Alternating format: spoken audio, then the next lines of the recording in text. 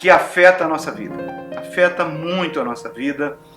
E o próprio Senhor Jesus falou sobre a importância disso na oração do Pai Nosso, quando Ele pede que nós clamemos ao Pai que não nos deixe cair em tentação, né? Reparem, Ele não está falando para nós que nós temos para nos livrar das tentações, não, que a gente não caia nas tentações, que as tentações elas vêm sobre todos nós. E ela tem um poder muito grande de minar a nossa fé. Por isso que eu queria meditar sobre esse assunto, que é tão importante, e gostaria de convidar vocês que abrissem no Evangelho de São Mateus, no capítulo 4, por favor, que vai falar sobre a tentação de Jesus. Mateus 4, verso 1. Fala assim: Então Jesus foi levado pelo Espírito ao deserto, para ser tentado pelo diabo. Depois de jejuar 40 dias e 40 noites, teve fome. O tentador aproximou-se dele e disse: Se tu és o Filho de Deus, manda que essas pedras se transformem em pães. Jesus respondeu: Está escrito, nem só de pão viverá o homem, mas de toda palavra que procede da boca de Deus. Então o diabo levou a cidade santa, colocou na parte mais alta do templo e lhe disse: Se tu és filho de Deus, joga-te daqui para baixo, pois está escrito: Ele dará ordens aos seus anjos a teu respeito, e eles te segurarão com as mãos, para que não tropeces em alguma pedra. Jesus lhe respondeu: Também está escrito: Não tente o Senhor, seu Deus. Novamente o diabo levou a um monte muito alto e lhe mostrou todos os reinos do mundo e o seu esplendor. E lhe disse: Tudo isso te darei se te prostrares e me adorares. Jesus lhe disse: Retira-te, Satanás, pois está escrito: Adore o Senhor seu Deus e sirva somente a Ele. Em outras versões está: Somente a Ele preste culto. Então o diabo o deixou, anjos vieram e o serviram.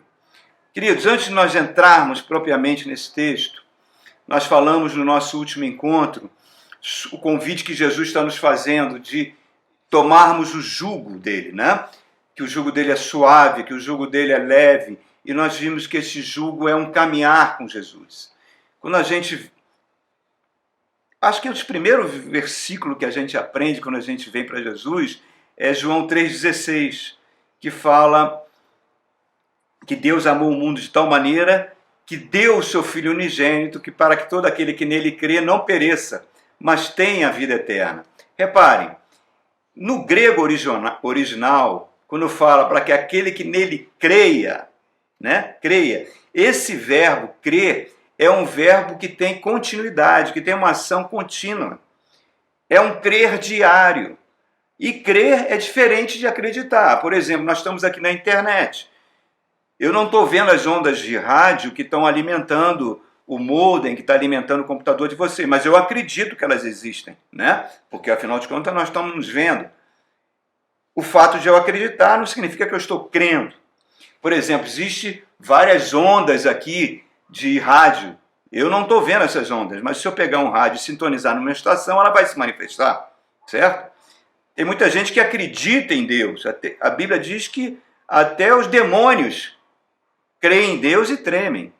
Então o fato de acreditar é diferente de crer. Quando João fala de aquele que crê, quer dizer, aquele que crê continuamente. É uma ação contínua. Então a gente começa a entender que o crer é um relacionamento. E reparem, quando nós falamos no último encontro sobre o jugo, nós podemos entender que muitos mestres religiosos, inclusive os mestres de qualquer religião, inclusive do próprio mestres evangélicos, pastores evangélicos, muitos não gostam que os seus seguidores pensem por si próprios, não gostam que os seus seguidores andem com as suas próprias pernas, querem ter o controle sobre a vida das pessoas, querem dizer para as pessoas o que elas devem fazer, o que deixar de fazer, mas Jesus não é assim, Jesus é diferente. Jesus quer que você continue com a sua capacidade de pensar, de agir, tomar suas decisões, mas o que ele fala, eu sou a videira verdadeira e vocês são os ramos. De mim, sem mim, nada podereis fazer. O que ele quer dizer com isso? Que nós precisamos viver através dele, a vida de Cristo fluir através de nós. Para quê? Para que a nossa fé vai crescendo todo dia. Lembra que Jesus falou, quando ele chega para os judeus, lá no Evangelho de João, e diz, eu sou o pão da vida? E ele estava falando com relação ao maná, né? O maná que os israelitas receberam todos os dias no deserto, que alimentava o pão vindo do céu, que alimentava o povo no deserto. Então Jesus está falando, se alimente de mim. Se alimente de mim diariamente, andando comigo e meditando na minha palavra. A palavra é a base da nossa fé. Porque a nossa fé, a fé vem pelo ouvir a palavra de Deus. Então, esse caminhar com Jesus, isso que nós estamos fazendo aqui pela essa manhã, meditando na palavra de Deus, isso vai produzindo fazendo que a nossa fé cresça cada vez mais. Mas, tem um porém, que é exatamente o tema da nossa mensagem de hoje, que é a tentação. A tentação, ela sempre vai abalar a nossa fé. Ela sempre tem esse poder de abalar a nossa fé. Ela atua basicamente em 3 níveis. Ela atua nas circunstâncias que nós estamos passando na nossa vida. Ela utiliza falsos ensinos, falsos mestres, às vezes até bem intencionados, mas estão pregando falsos ensinos, que vão nos prejudicar de uma forma ou de outra. E os lobos. Os lobos em pele de cordeiro, aquelas pessoas que dizem que falam no nome de Deus e que mentem, e que saqueiam as ovelhas, tanto financeiramente quanto emocionalmente, como, pior de tudo, espiritualmente. Então, a gente aprender a lidar com a tentação, quando ela vem sobre nós, vai exigir de nós uma maturidade cristã, um crescimento cristão. E isso não vem como um pacote, você acordou de manhã, está mais maduro na sua fé. Não. É todo dia ouvindo a palavra, aplicando a palavra, caminhando, sendo um receptor espiritual e do Espírito Santo falando na nossa consciência, deixando que o Espírito Santo nos guie, que o Espírito Santo venha sobre nós, mas sempre tendo o requisito de quê? De conhecer a palavra de Deus. Quando o apóstolo Paulo chega na sinagoga de Bereia e começa a pregar o Cristo, explicar que o Cristo é o Messias, a população dentro da sinagoga fala, ei, Paulo, um minutinho aí, Paulo, só um instantinho. Tudo que você está falando, deixa a gente conferir se estão nas escrituras sagradas, se exatamente é isso, se você não está manipulando a palavra de Deus para algum propósito. E como é que o evangelista Lucas chama esses crentes de Bereia? Eles eram pessoas mais nobres. Por quê? Porque eles amavam a palavra e tinham a palavra como farol. Um farol na vida dele. Então, se a gente tem a palavra como farol, a gente vai ter cada vez mais capacidade de lidar com as tentações que vão vir sobre a gente. Que tenham esse poder de abalar a nossa fé. Reparem, agora vamos entrar nesse tema aqui. Quando aconteceu isso? Reparem, isso aconteceu logo após o batismo de Jesus. Jesus tinha descido as águas do batismo e houve ali uma manifestação da Santíssima Trindade. Deus Pai falou, este é meu Filho amado em quem me comprazo. O Espírito Santo veio na forma de uma pomba e ungiu Jesus.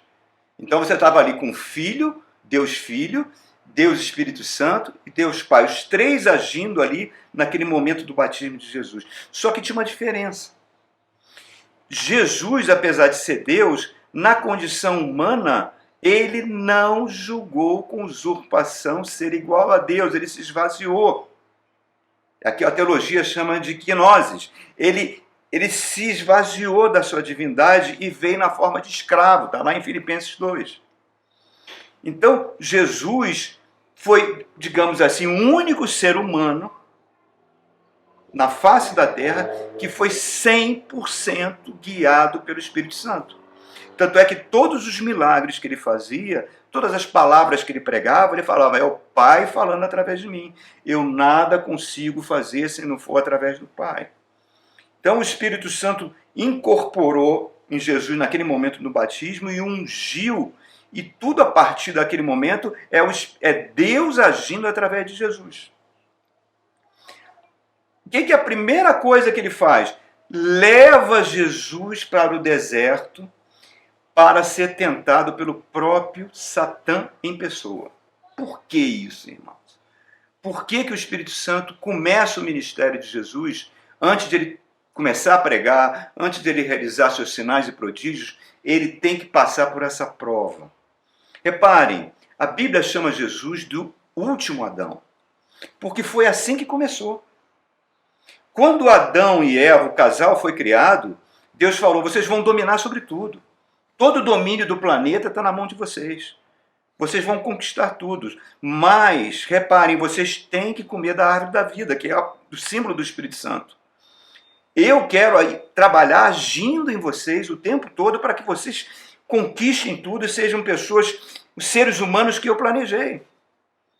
Aí o que acontece? Satanás chega, traz uma palavra, distorce a palavra de Deus, lança uma tentação no coração dele, ó, vocês serão igual, vocês serão deuses, terão os olhos abertos, lança dúvida sobre a palavra, eles se desconectam de Deus, e o mal entra, o pecado entra, e é isso que nós estamos vendo aí, até hoje.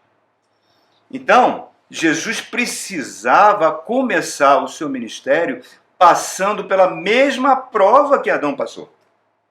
Por isso que o Espírito Santo levou para lá. Então Jesus entra num período de 40 dias, esse número 40 é muito simbólico na Bíblia, né?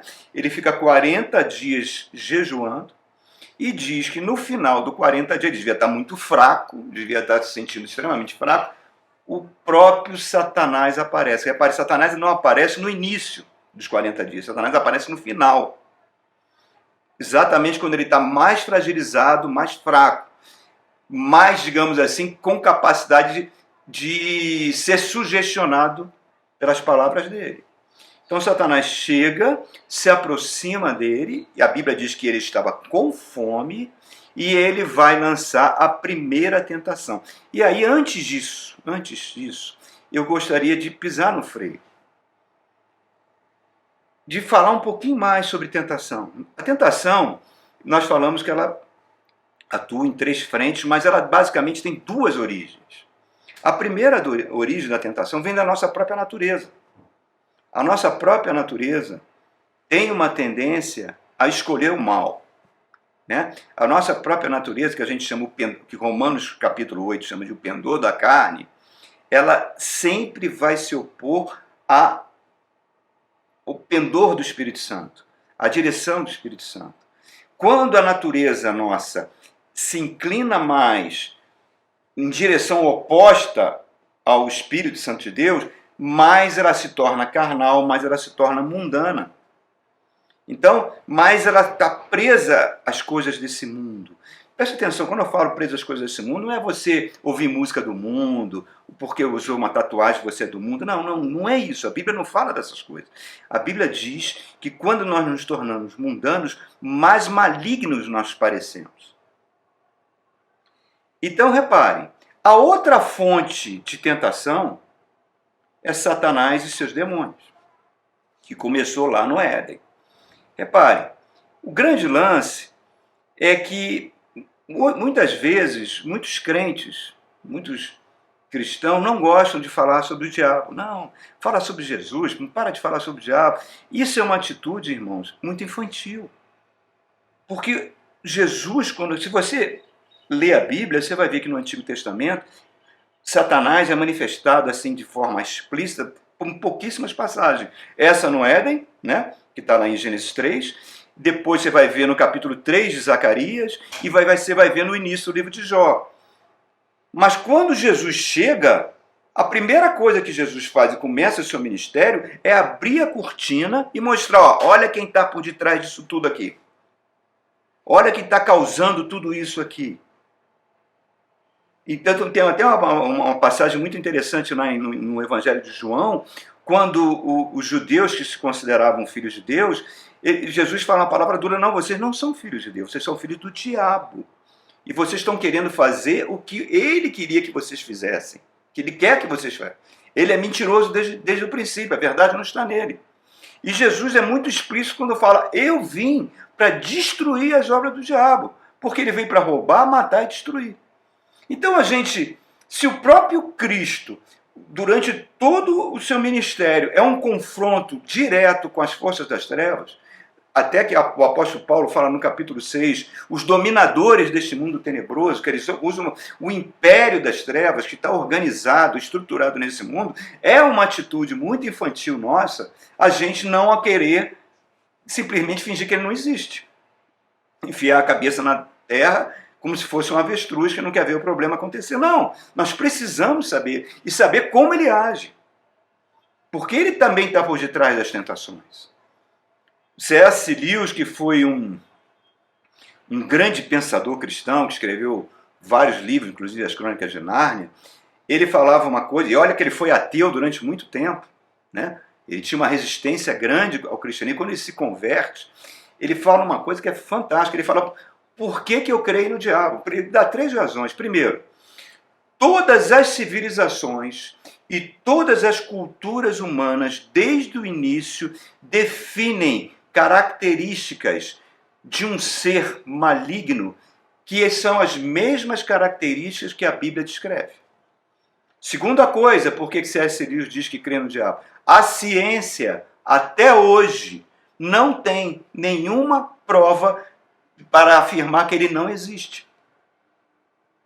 Terceira coisa, tem muitas coisas que acontecem no mundo que eu só consigo entender que elas estão acontecendo porque ele está por detrás disso. Porque se ele não tivesse por detrás disso, não teria nenhuma explicação.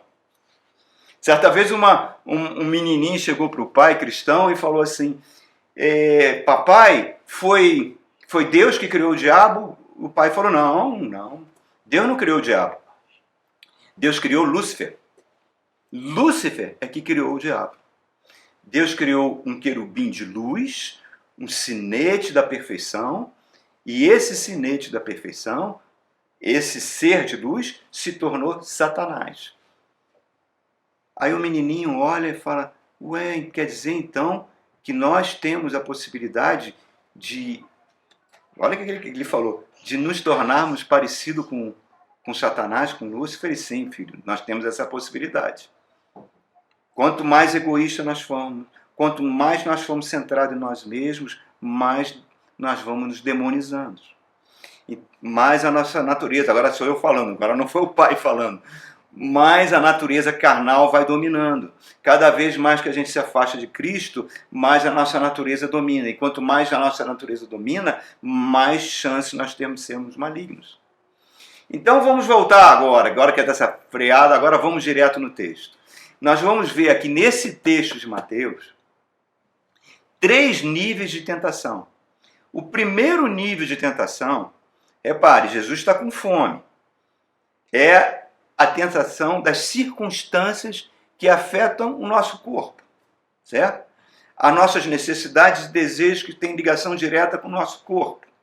Reparem, Jesus está com fome. Satanás se aproxima e fala para ele, se você é filho de Deus, em outras palavras, ele está falando o seguinte, você não ouviu lá no teu batismo aquela voz que veio do céu? Eis o meu filho amado. Então, meu irmão, se você é o filho de Deus, tá aí, pega essas pedras aí, transforma em pão, mata a tua fome, resolve esse problema. Resolve esse problema rapidinho. Porque depois Jesus não vai transformar água em vinho? Então ele tem poder ali de transformar aquelas pedras em pão. Reparem essa tentação, como ela é sutil. O problema não é Jesus saciar a sua fome. É legítimo ele matar a sua fome. Ele estava numa situação terrível, 40 dias sem comer. Seu corpo gritava por comida. Então é uma situação perfeitamente normal de ele saciar aquela necessidade física. Mas o que está em jogo não era isso. O que está em jogo era a identidade dele que estava em jogo quando Satanás chega para ele e fala, você não é o filho de Deus? Se você é o filho de Deus, é só você transformar. Era isso que estava em jogo, irmãos. E é isso que Satanás faz muitas vezes nas nossas mentes, quando a gente passa por situações de circunstâncias difíceis. Ué, você não diz que é filho de Deus? Deus não te ama? Por que você está passando por essa doença? Por que você está desempregado? Por que você está cheio de dívidas? Por que esse Deus que você diz que serve e ama não vem te socorrer? Você não é um filho amado? Você não é dito que você é a menina dos olhos dele? Então por que esse Deus não chega e vem trabalhar e vem te saciar o teu problema, vem resolver esse teu problema, que você tem clamado tanto? São as circunstâncias, querido, que vão batendo sobre a gente, que tem o poder de minar a nossa fé. Porque se você é filho de Deus, por que você foi assaltado? Se você foi filho de Deus, por que essa operação não deu certo? Você que clamou tanto para que essa operação desse certo e de repente não deu? Se você é filho de Deus, por que você não casou até hoje? Por que esse filho não nasceu? Será que Deus realmente te considera filho dele? Será que você realmente é amado por Deus? Reparem, tudo isso está presente nessa tentação. E aí, isso tem o poder de esfriar a nossa fé. O detalhe aqui, queridos, que a gente não pode perder o ponto principal, que não foi o diabo que causou a fome de Jesus. Não é, muitas vezes, o diabo que está causando o seu desemprego. Não é, muitas vezes, que foi o diabo que causou o seu endividamento. Não é o diabo, muitas vezes, que fez você comer muito e estar acima do seu peso. Não é o diabo que, muitas vezes, faz você usar o seu cartão de crédito e fazer que você se endivide além do seu salário. Não é o diabo, muitas vezes, que faz o seu casamento ter chegado naquele ponto horroroso. Não, somos nós mesmos que causamos muitas vezes a circunstância que nós passamos. E não é Deus também, porque Deus é dito na palavra que Deus a ninguém tenta. Nós somos responsáveis. O diabo ele entra para pegar carona nos nossos desejos, nas nossas necessidades, para ele conseguir ter acesso ao nosso coração. Quando Eva leva a fruta para Adão, eles viram que ela era boa de comer. Era agradável aos olhos e boa de comer. O desejo estava criado. Ele simplesmente entrou de carona e colocou uma palavra que fez aquela tentação se tornar uma realidade. E o problema é que nós estamos numa situação pior do que a de Adão antes, porque Adão e a Eva não eram ainda pecaminosos, mas nós já temos o estado de pecado dentro de nós que nos faz ter uma atração pelo mal. O mal nos atrai. Então, deixa eu fazer uma analogia aqui. Imagina uma grande pia, tá? Que você encheu de água, tem um ralo muito grande, tampado. Aí, o que a tentação faz? A tentação, ela solta a tampa do ralo. E, de repente, aquela água começa a girar, como tipo um redemoinho na pia, e vai se escoando pelo ralo. E faz de conta que o seu anel de ouro caiu naquele momento e o seu anel está escoando pelo ralo. Se você não colocar a tampa, você vai perder o seu anel. Aquele anel vai pelo ralo e você vai perder aquele bem. É assim que a tentação faz. Se você não tampar, se você não pisar no freio, se você não bloquear, você pode ter seu casamento destruído. Você pode ter sua família destruída. Você pode fazer um endividamento que você não tem condições de pagar. Você pode estar comendo muito mais do que o seu corpo está pedindo para você fazer. Você tem que tampar o ralo, porque esse poder não é Deus que vai fazer, não é o diabo que vai fazer, somos nós. Essa capacidade de decidir que a tentação precisa ser bloqueada, nós temos que fazer. O diabo sempre vai tentar plantar ciladas para que a gente tenha mais dívidas, para que a gente tenha mais vícios, vai trazer pessoas atraentes para que você cometa um adultério. Que a intenção é que você desça pelo ralo. Você, sua família, todo mundo. Que cause dor em você, que cause dor na sua família. Então, reparem, tudo isso, Jesus estava com fome. A questão é, você é filho de Deus? E qual é a resposta que Jesus dá? Jesus vai pegar a resposta em Deuteronômio capítulo 8, verso 3, que ele fala: nem só de pão viverá o homem, mas de toda palavra que procede da boca de Deus. Então, reparem, Jesus não abriu mão da sua identidade. E é isso que eu e você, como cristão, quando acontecerem as coisas ruins conosco, quando as circunstâncias estiverem ruins, que a gente possa proferir a palavra: Deus me ama, eu sou um filho amado pelo Senhor. Eu estou passando por isso com a permissão do Senhor. Ou então eu fui o causador disso e agora o Senhor vai me ajudar a superar isso. Essa é a atitude. Usar a palavra de Deus. Aí, reparem, Satanás parte para o segundo nível de tentação. Ele agora sai do nível das circunstâncias que afetam o nosso físico e vai trabalhar na nossa alma, na nossa fonte de desejos, né? Reparem, aquilo que eu falei no início, muitas vezes ele usa o falso ensino. Os lobos, impérios de cordeiro, ele manipula a palavra. Ele pega o Salmo 91 e fala: Jesus, não foi você que escreveu essa palavra? Não foi você que inspirou o rei Davi a escrever o Salmo 91? Você não é a palavra viva? Então, a palavra fala: ó, deixa eu te levar aqui para o cume do templo. Pula! Que os anjos do Senhor vão te segurar nas suas mãos. A palavra segura isso. Então, reparem como muitas vezes falsos ensinos, vindo da boca de pastores, vindo da boca de falsos profetas, vindo da boca daquela irmã de oração, vindo da boca daquele irmão que teve um sonho e que diz que é de Deus, que você muitas vezes não é de Deus, mesmo que ele esteja com boa intenção, pode trazer um grande prejuízo na sua vida. Porque o que o falso ensino ensina? Deus tem a obrigação de cuidar de você. Se Deus não cuida de você, é porque Deus não está no controle de todas as coisas. Então, prega-se um Deus que está sempre correndo atrás da gente. A gente vai fazendo uma besteira atrás da outra e Deus está sempre ali, pronto para resolver as besteiras. Então, isso vai manipulando a palavra. Não, que eu sou filho do rei, eu nasci para a cabeça, não para a cauda. Aí você vai fazendo um monte de dívidas.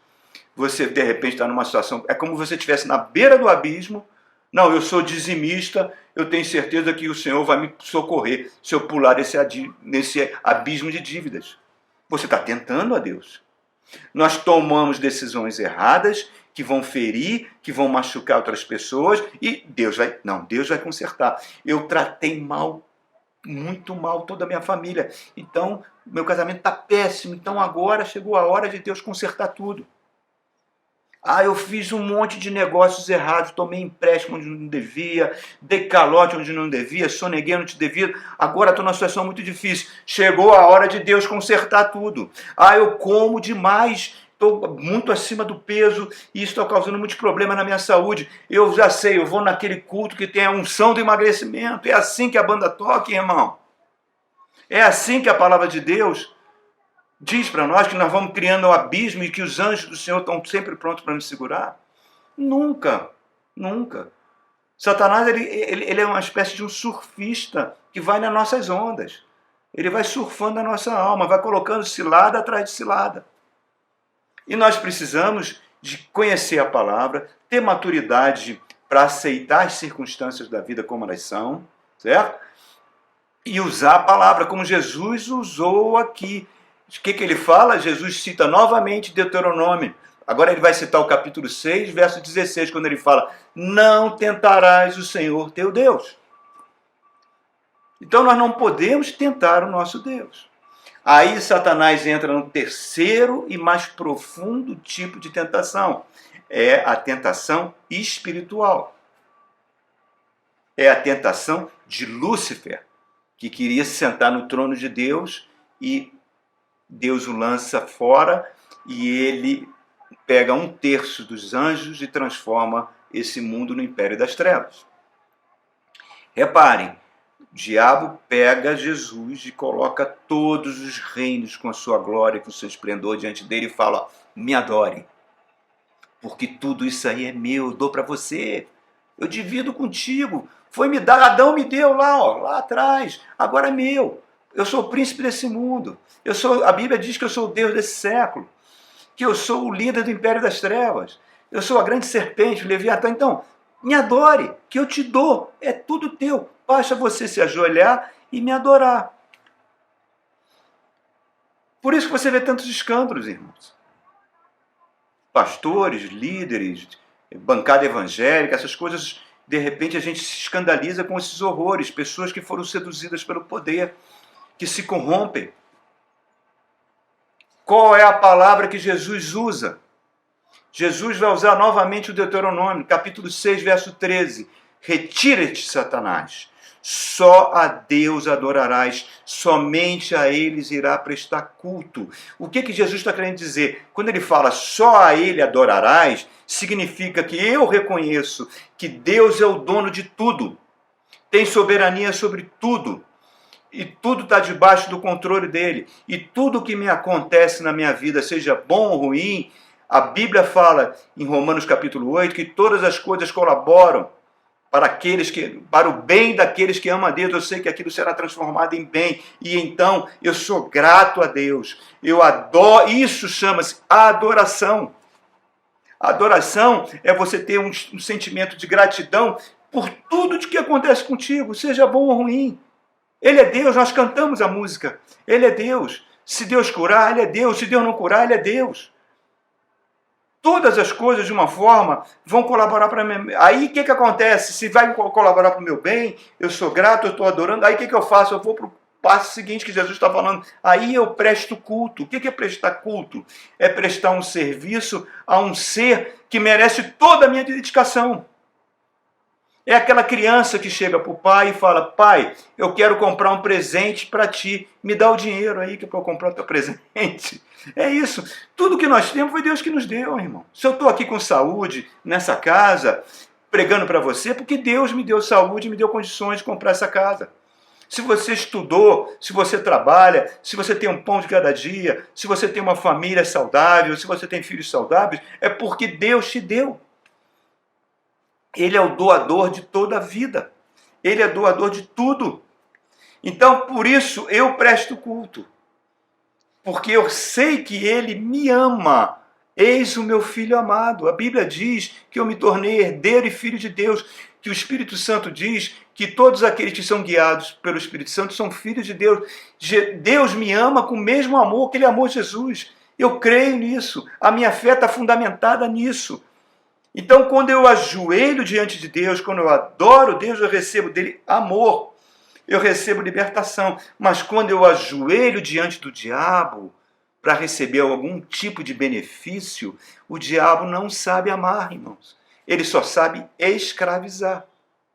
Por isso que Paulo fala que nós éramos escravos do espírito da potestade do ar, o espírito que hoje atua nos filhos da desobediência. Então você negar Satanás, negar a existência de Satanás, negar a existência de Satanás por detrás de todas as coisas, é de uma infantilidade total. Não quero ouvir falar sobre isso, pastor. Fala do amor de Deus. Sim, eu tenho que falar do amor de Deus, sim. Mas eu quero que essa palavra produza maturidade em você, queridos. Em mim e em você. Então, reparem. Jesus chega e fala para Satanás uma palavra fantástica. Ele fala: retira-te, Satanás. Retira-te, Satanás. Quando Pedro chega para Jesus, Jesus diz: eu vou para aquela cruz, Pedro chega e fala: não, Senhor, não faça isso contigo, não. Não. Que é isso de querer morrer em cruz? Não, nada disso. Jesus olha para trás e vê Satanás agindo, e Pedro fala: arreda, Satanás, porque você não cogita das coisas de Deus. Cogita apenas das coisas do homem.